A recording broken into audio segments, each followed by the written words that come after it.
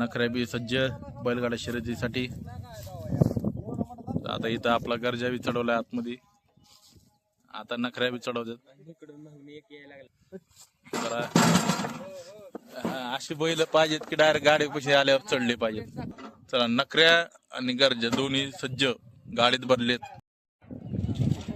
आपलं हिटलंच आहे का बघा मित्रांनो. माळशेर शंभू आणि आपला गरजा केम करत गरजा शाना.